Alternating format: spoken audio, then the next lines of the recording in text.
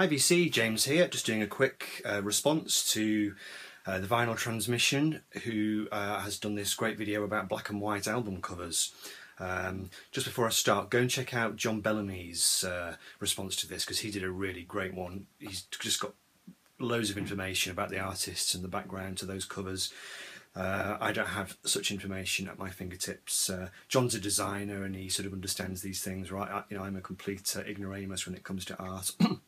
I do have two artists here that I can give you the information on, but generally speaking I'm just going to whiz through these, okay?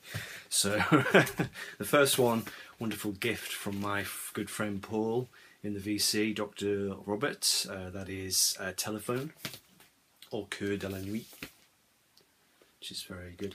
I love the way it's got a hole in the middle there, so you can see the hole in the record. Classic monochrome cover from the band, which kind of went completely against the ethos of the 60s, which was all meant to be, you know, multicoloured, flower power, psychedelic and so on. That was a conscious decision, I think, on their part to roll things back and look a bit more rustic. I wanted to show this one just because it has a fantastic black and white gatefold. This is the Beatles' Love Songs, one of my favourite ever shots of the boys. Beatles always look great in black and white. Mind you, they look great in colour as well. They just look great, didn't they?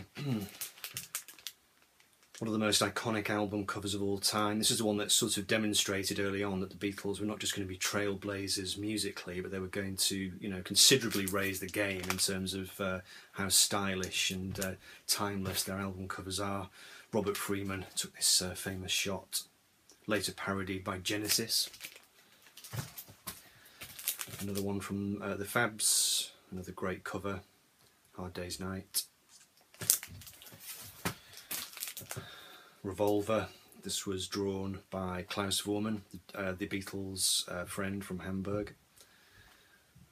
Also has a great black and white rear as well, but I'm in the Blake sleeve here, so I don't have time to show you that, but I'm sure you all know it.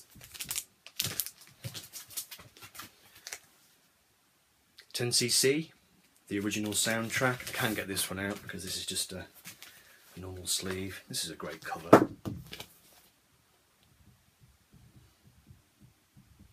And also on the inside,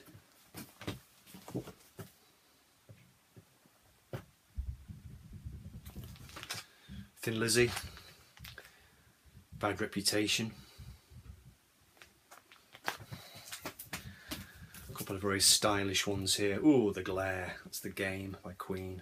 Sorry, I'm not going to be able to get rid of that glare.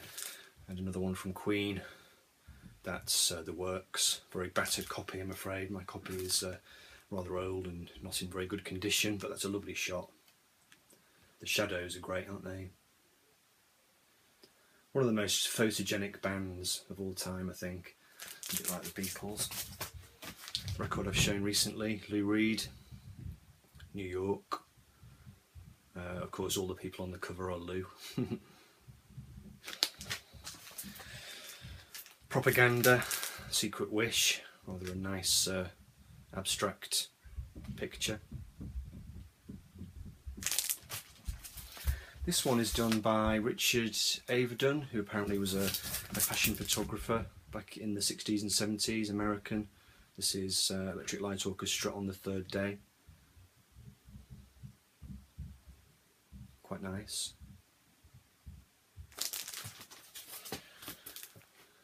Everything But the Girl, Love Not Money, which features a shot of a child peeing in the street. I love that cover. Very British, very northern.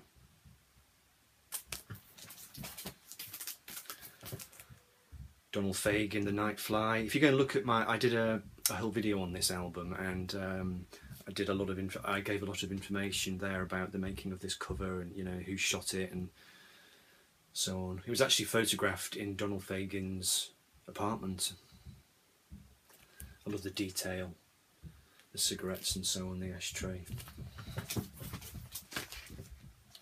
The Fall, This Nation's Saving Grace. Big Zeppelin-esque tower block. I'm thinking of Led Zepp 4. cover that's come in for a lot of criticism over the years. It was taken with a vintage Hollywood camera. Most people agreed that it did not suit the album. Sure, it contributed to the fact that the album absolutely bombed. This is Paul McCartney, Press to Play. Double Fantasy by John Lennon, the last album recorded before his death. And in a neat little twist, of course, Yoko then went on after his death to produce a colour version of it, which is quite nice. I'm sorry about the glare on these, it just takes so long to get them out of the sleeves. Okay, here we have the Zeppelin, Led Zepp 4. Not strictly speaking black and white, is it?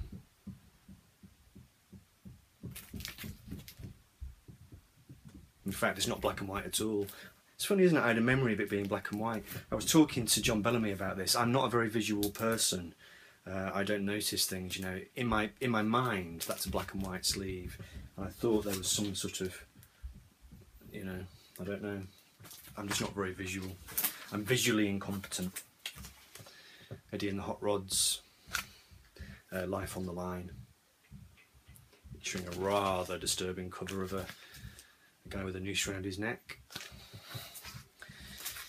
Not 100% monochrome, you got the red lettering, but still a fairly black and white cover. Under the Red Sky by Bob Dylan. Another Dylan album, a bit like the Birds one, not the Birds, the band one. An attempt to roll back on some of the psychedelia that was happening in the 60s and look more kind of, you know, rural, backwoods. One of the most iconic album covers of all time. And again, a bit earlier for Dylan, very stark black and white portrait. This is one I saw being showed in the VC's on the VC's Facebook page. I forget the person who showed it. I apologise, but this is Dr. Feelgood, just trying to get rid of the glare. Malpractice. Ah, that glare. Doobie Brothers. Minute by Minute. Nice shot of them. A couple of rather obvious jazz ones for you. This is Miles Davis, Kind of Blue. And also we have Tutu. This is quite a nice one I pulled out. Floyd Kramer, The Young and the Restless, country pianist. Floyd Kramer played the piano on Heartbreak Hotel. Oh yeah, jazz again, sorry. Let's take this one out, this is going to shine. This is one of the editions of Coltrane that exist. Giant steps with a colour picture inside. Looks like Kiss Double Platinum, doesn't it? Another classic Coltrane. Of course. Love Supreme. Great shot of him. He's clearly listening carefully, isn't he, in that shot? He's listening to something or someone. It's amazing how you can look at a picture of somebody's face and know that they're listening. John Bellamy showed another Bowie album, Heroes. This is one of the versions of The Man Who Sold the World. The Bundu Boys, Shabini.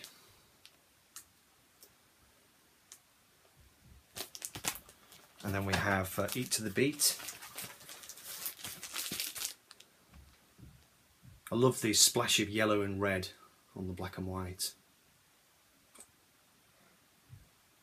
And finally, I'm showing a lot of Squeeze in the VC at the moment, but hey, why not? This is their rather overlooked album from the early 90s, Play.